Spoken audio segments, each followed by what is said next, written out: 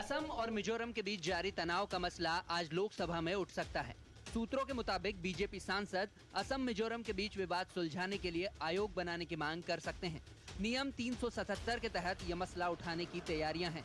कोशिश की जा रही है कि विवाद और ज्यादा न बढ़े और राज्यों के सीमा विवाद का ऐसा समाधान निकाला जाए जो सभी को मान्य हो। केंद्र सरकार ने भी सीमा विवाद के समाधान की कोशिशें तेज कर दी हैं। दोनों राज्यों के मुख्यमंत्री उसके लगातार संपर्क में हैं। हालांकि असम मिजोरम सीमा पर हुए संघर्ष की सीबीआई जांच कराने की केंद्र की फिलहाल कोई योजना नहीं है। सरकार विवाद का जल्द से जल्द शांतिपूर्ण समाधान करने की कोशिश कर रही है। 26 जुलाई को असम मिजोरम सीमा पर हुई हिंसा में असम पुलिस के 6 जवानों की मौत हो गई थी, जबकि कई लोग जख्मी हुए थे। असम के सीमावर्ती इलाकों में कुछ क्षेत्रों को लेकर विवाद नागालैंड के साथ भी है और मिजोरम के साथ भी। हिंसा की घटनाएं पहले भी हो चुकी हैं, लेकिन इस तरह की आक्रामकता और ऐसी गोलीबारी शायद ही पहले कभी देखी गई हो, जब पुलिस वालों को गोलियों से छलनी कर दिया जाए। Bureau report, Times Now, Navbharat.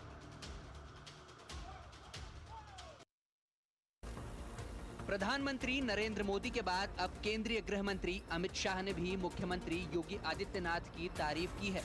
अपने यूपी दौरे के दौरान शाह ने लखनऊ में UP state forensic science institute के शिलान्यास के दौरान यूपी को माफिया राज से मुक्ति दिलाने और महिलाओं की सुरक्षा को लेकर योगी सरकार की जमकर तारीफ की है। अमित शाह ने कहा कि पहले का यूपी मुझे ठीक तरह से याद है।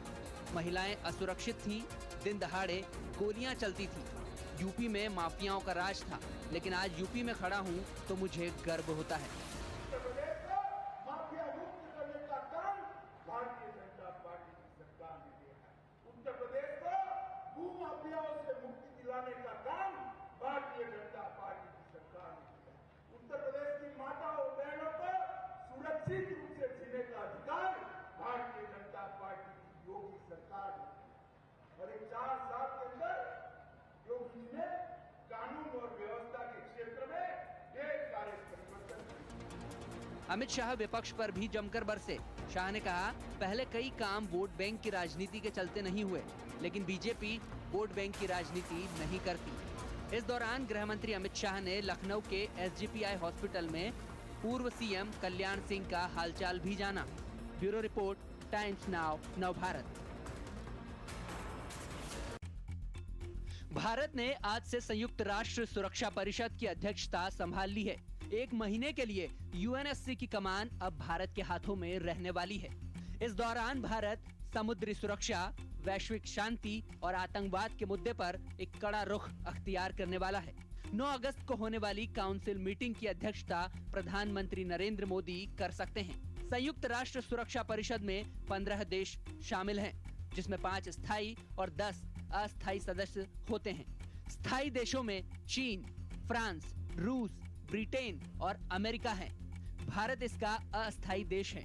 अस्थायी सदस्य के तौर पर भारत को 2 साल का कार्यकाल मिला है, जो 1 जनवरी 2021 से शुरू हो चुका है।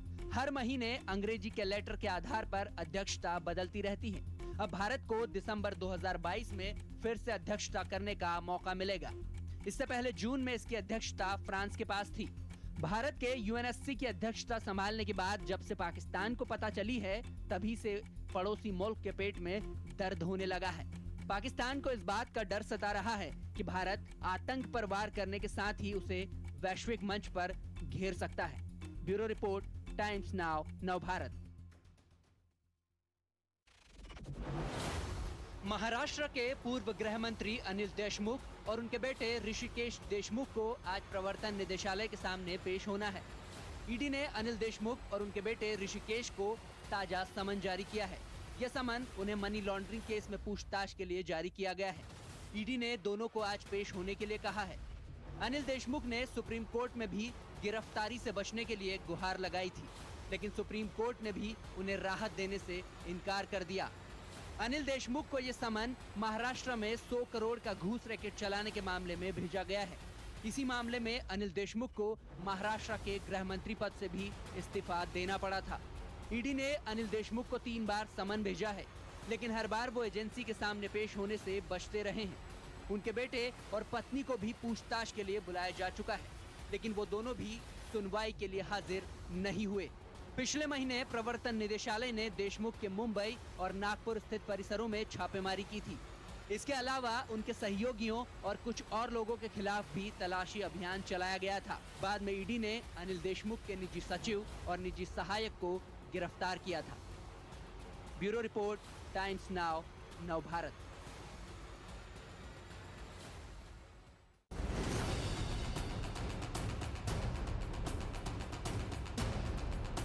दिल्ली पुलिस आज रोहिणी कोर्ट में पहलवान सागर राणा हत्याकांड में अपनी पहली चार्जशीट दाखिल करेगी। चार्जशीट में पहलवान सुशील कुमार समेत 12 आरोपियों के नाम शामिल हैं। चार्जशीट में पहलवान सुशील कुमार को मुख्य आरोपी बनाया गया है।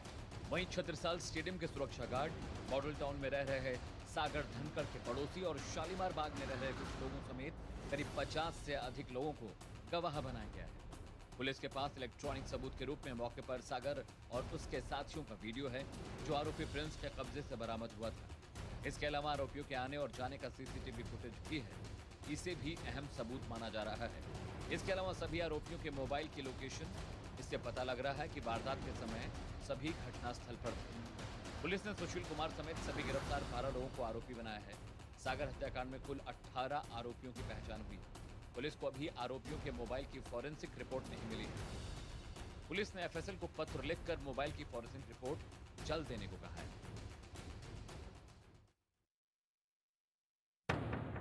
आतंकी घटनाओं और पत्थरबाजी के लिए अक्सर चर्चाओं में रहने वाले जम्मू कश्मीर में अब बड़े बदलाव देखने को मिल सकते हैं।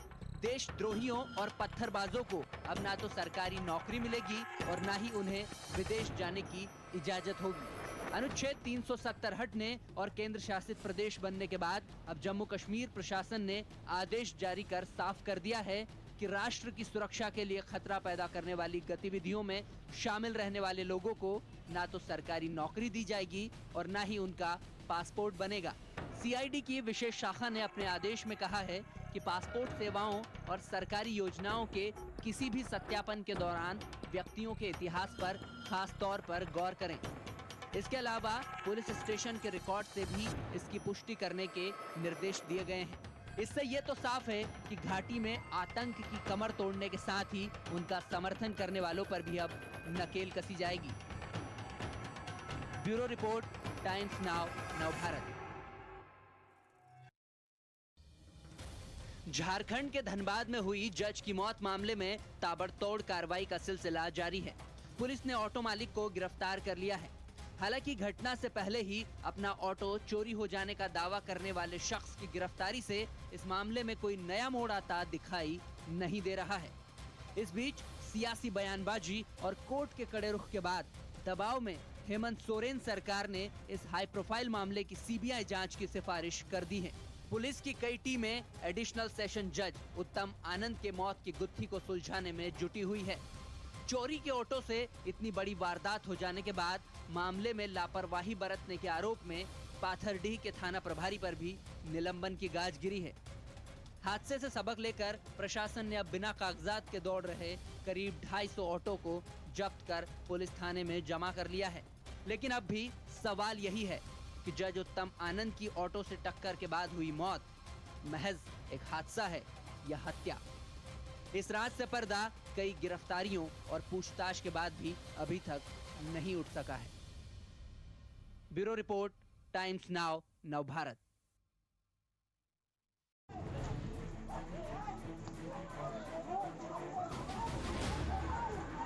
उत्तर प्रदेश के महोबा में बीच सड़क हाई वोल्टेज ड्रामा देखने को मिला।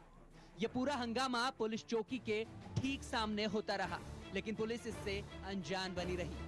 तस्वीरों में आप देख सकते हैं कैसे लोग एक दूसरे के खून के प्यासे बने हुए हैं।